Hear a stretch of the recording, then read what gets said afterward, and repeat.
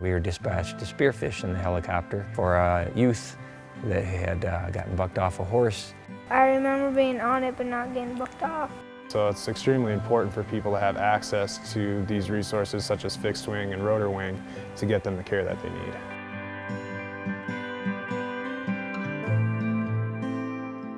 Well, the week before, we'd had our big cowboy mounted shoot at the arenas. Through that process, we purchased a new horse, and Sam was very anxious to ride this new horse. He had been given instructions not to ride this horse. He wasn't quite ready for the horse.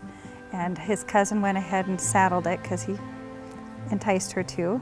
Well, all of a sudden, the horse got spooked that Sam was on and started running back towards the stall barns. So he was bucked off the horse and fell backwards. I think my niece called 911. Then they called us and said, "You need to get over here right away." I got there, the ambulance was already there, and they were working on Sam, and he was moving around, but he was not conscious. He had stopped breathing at one point. He'd had a seizure as well. So we got to the hospital.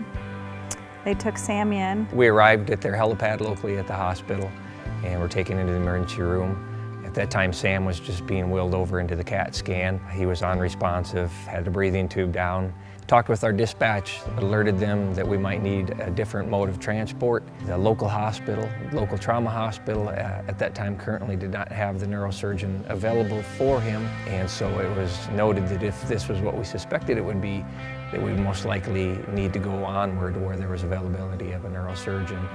He came to us right away and said, "It's not going to work to go to Rapid City." He said, "You're going to have to choose between Sioux Falls and Denver," and I blurted out Denver. So at that time we contacted our dispatch just to get the airplane en route. We flew up Spearfish. Dave Ratch was on the rotor wing at that point in time, and they just got into the ambulance with Sam, drove him out to the airport where he met with us. Dave continued with care and hopped into the fixed wing. By the time they landed, we had the CAT scan results, which did reveal indeed he had bleeding in his head and had a skull fracture.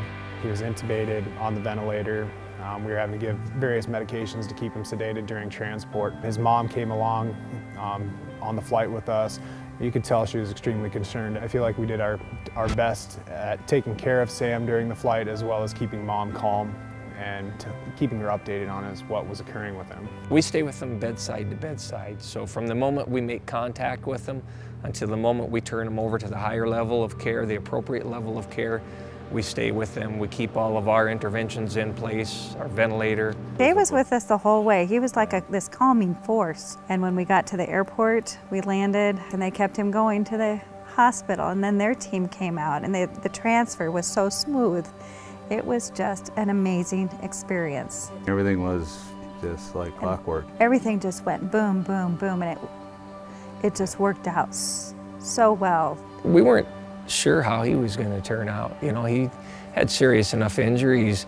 They're hoping for 100% recovery, and so far we're on a great track. It looks good, but we won't know more until he's older, as his brain develops.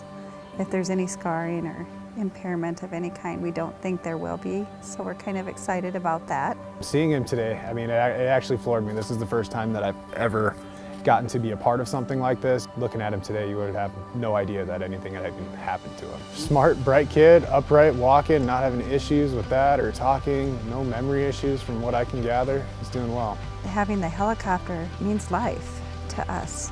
We could not be more grateful. Incredible what they did. How do you thank someone who gave your child life? Same with the hospital crews at both ends and the emergency services all the way through. For a horrible experience, it was the best possible scenario you could have.